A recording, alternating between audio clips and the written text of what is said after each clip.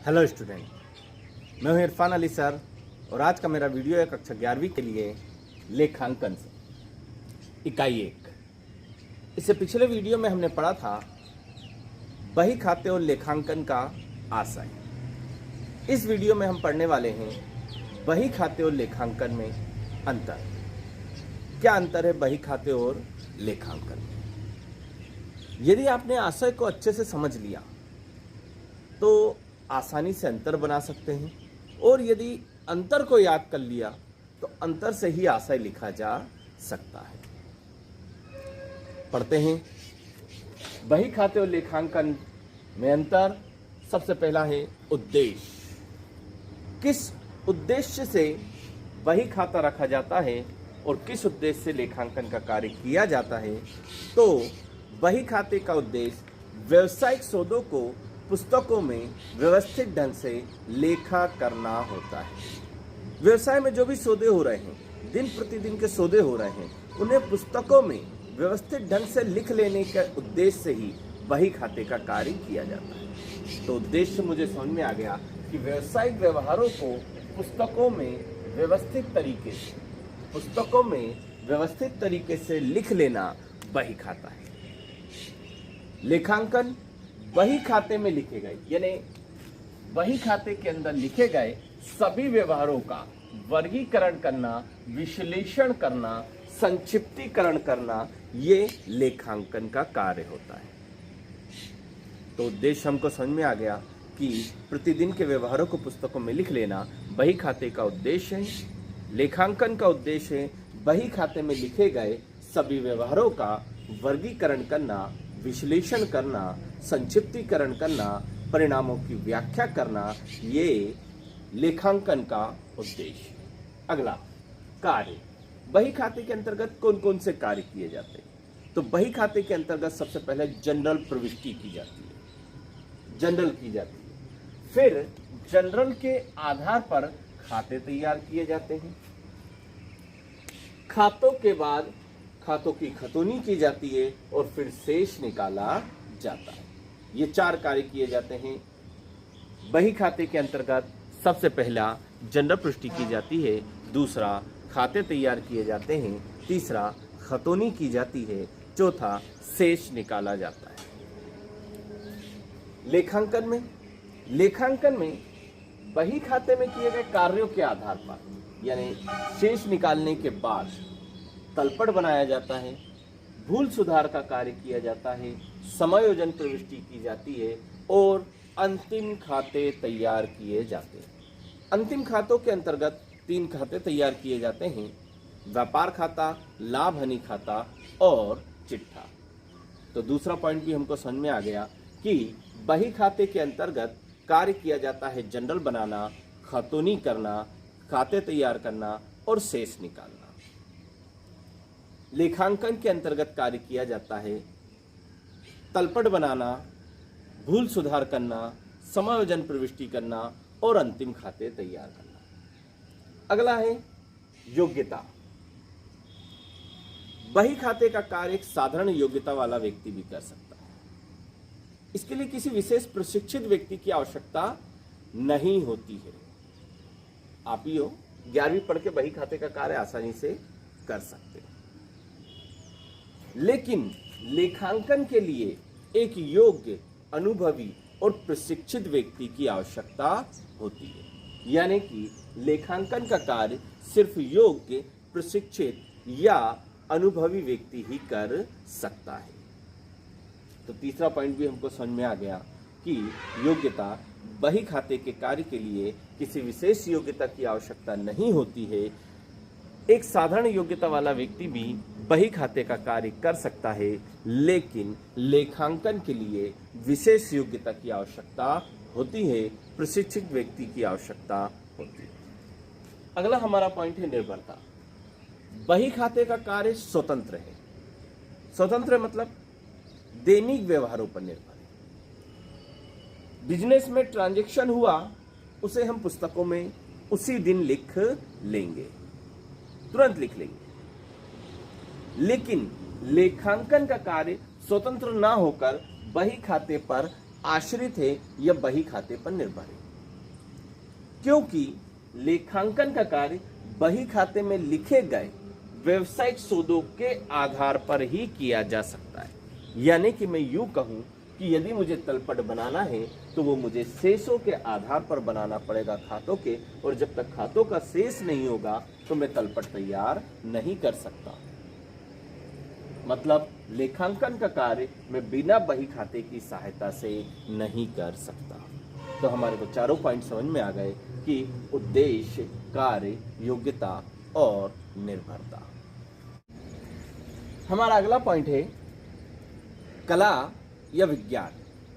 मैंने इससे पिछले वीडियो में आपको बताया था कि कला किसे कहते हैं और विज्ञान कैसे कहते हैं। कला किसी कार्य को सर्वोत्तम तरीके से करना, उत्कृष्ट तरीके से करना, सबसे अच्छे तरीके से करना कला कहलाता है। और वह कार्य जो कि किसी निश्चित सिद्धांतों पर आधारित हो और कारण और परिणाम की व्याख्या करता हो, विज्ञान कहलाता है।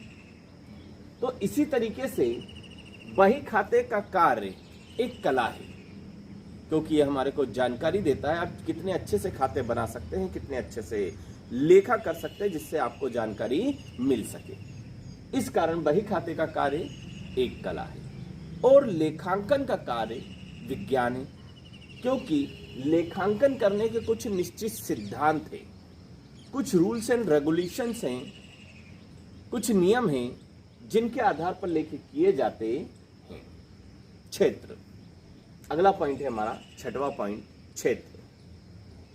बही खाते का क्षेत्र संकुचित होता है। संकुचित मतलब छोटा, संकुचित का मतलब छोटा, यानी बही खाते का क्षेत्र या बही खाते के अंतर्गत कम कार्य होते हैं। और लेखांकन का क्षेत्र व्यापक होता है या बड़ा होता है, मतलब लेखांकन के अंदर अधिक कार्य किए जाते हैं।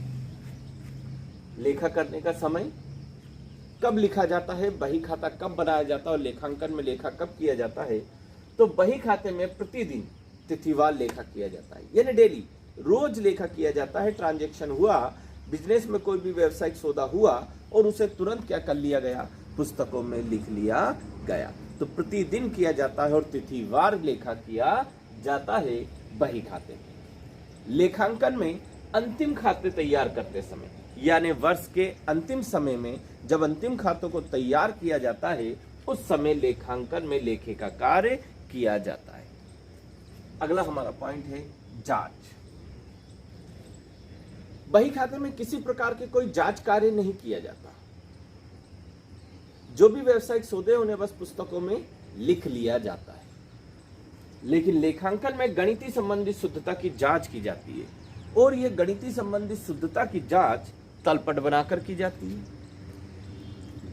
तो यह हुआ हमारे बही खाते और लेखांकन में अंतर। हमारा अगला प्रश्न है लेखांकन के महत्व या लेखांकन के लाभ। लेखांकन का क्या महत्व है, किसके लिए महत्वपूर्ण है लेखांकन, या लेखांकन से किन किन को लाभ होता है। तो सबसे पहला जवाब है कि लेखांकन से व्यापारियों को लाभ, या लेखांकन से व्यापारियों को क्या फायदा होता है। पहला पॉइंट है स्मरण शक्ति में सहायक। स्मरण का मतलब है याद रखने में सहायक, याददाश्त में सहायक। कोई भी व्यापारी हो, कितना भी बुद्धिमान व्यक्ति क्यों ना हो, वो व्यापार के सभी व्यवहारों को, सभी ट्रांजैक्शनों को याद नहीं रख सकता।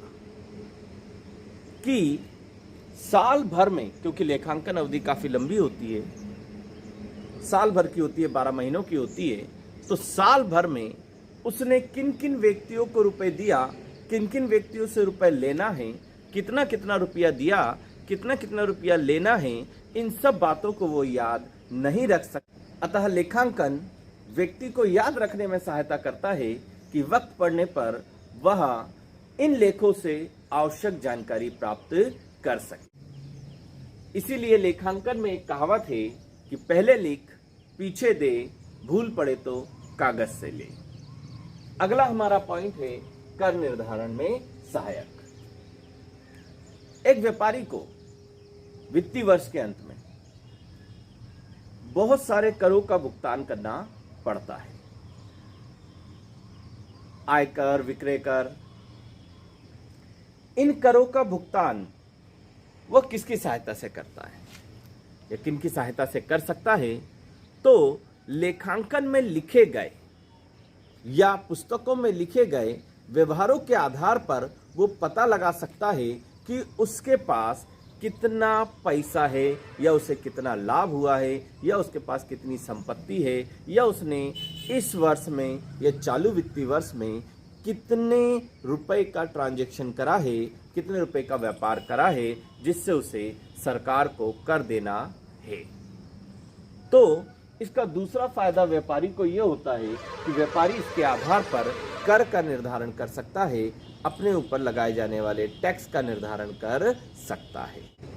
अगला हमारा पॉइंट है न्यायालय में प्रमाण। न्यायालय में प्रमाण मतलब कोर्ट में प्रमाण अदालत में प्रस्तुत किया जा सकता है। इन कागजातों को, ये कागजात सबूत के तौर पर माने जाते हैं। इन कागजातों को न्यायालय में प्रमाण के तौर पर प्रस्तुत किया जा सकता है यदि लेखा पुस्तक के उचित नियमों के अनुसार उचित रीति से लिखी गई हैं। तो विवाद की स्थिति में या किसी विडम्ब परिस्थिति में हम इन लेखों को न्यायालय में साक्ष्य के रूप में या प्रमाण के रूप में प्रस्तुत कर सकते हैं। इन प्रमाणों को प्रस्तुत करके कोई भी व्यापारी अपने आप को दिवालिया भी घोषित कर सकता है या करवा सकता है। अगला हमारा पॉइंट है ऋणों की वसूली। व्यापार में बहुत सारे व्यवहार उधार होते हैं और इन सभी व्यवहारों को याद रख पाना असंभव होता है। किन व्यक्तियों से कितना रुपया लेना है ये याद रख पाना भी मुश्किल काम है। यदि ये सभी ट्रांजैक्शन हमारी पुस्तकों में लिखे हुए हैं या हमारी बुकों में लिखे हुए हैं तो हम उनसे ये पता लगा सकते हैं कि किस व्यक्ति से कितना रुपया लेना है या किस व्यक्ति से हमारे को कितने रुपए वसूल करने हैं। तो हमारे द्वारा दिए गए ऋण या उधार व्यवहार की वसूली में ये लेखे सहायक होते हैं। अगला है निर्णय लेने में सहायक। संस्था को समय समय पर या व्यापारी को समय समय पर व्यापार से संबंधित विभिन्न निर्णयों को लेना होता है, जैसे माल किससे खरीदें, कितना माल खरीदें, कम माल खरीदें। इन सभी निर्णयों को लेने में ये पुस्तकें सहायक होती हैं। अगला हमारा पॉइंट है लाभ हानि ज्ञात करना।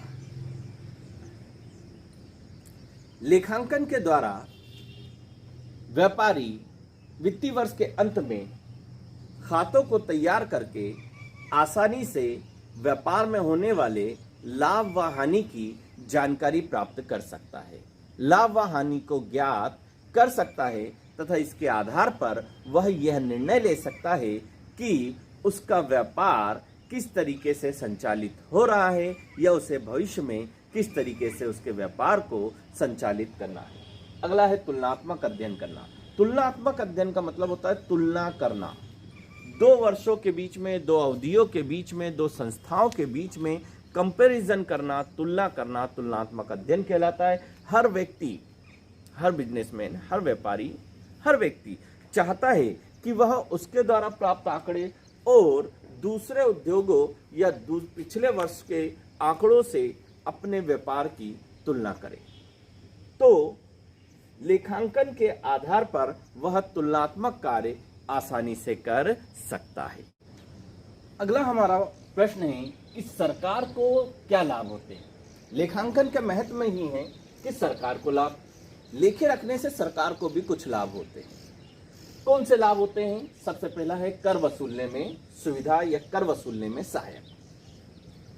सरकार विभिन्न उद्योगों से, विभिन्न व्यापारियों से अलग अलग तरीके के कर वसूल करती है। ये कर सरकार उन उद्योगों द्वारा रखे जाने वाले लेखों या खातों के आधार पर उन उद्योगों के ऊपर लगाती है। अतः लेखांकन से सरकार ये पता लगा सकती है कि किन उद्योगों से उसे कितना कितना कर वसूल करना है, कितने रुपए प्राप्त करने हैं और किन उद्योगों के ऊपर किस दर से कर लगाया जा सकता है। अगला फायदा है वित्तीय स्थिति की जानकारी। वित्तीय स्थिति की जानकारी का मतलब यह है कि व्यवसाय की वित्तीय स्थिति का पता लगाना, व्यवसाय की आर्थिक स्थिति का पता लगाना कि कौन सा उद्योग वित्त के आधार पर सुदृढ़ है। यदि कोई उद्योग सही तरीके से कार्य नहीं कर पा रहा है तो इन लेखों के आधार पर सरकार उससे संबंधित भविष्य की नीति का निर्माण कर सकती है। भविष्य में उस उद्योग के बारे में निर्णय ले सकती है कि इस उद्योग को चालू रखा जाए या नहीं रखा जाए, या इस उद्योग के लिए कोई नई नीति का निर्माण किया जाए।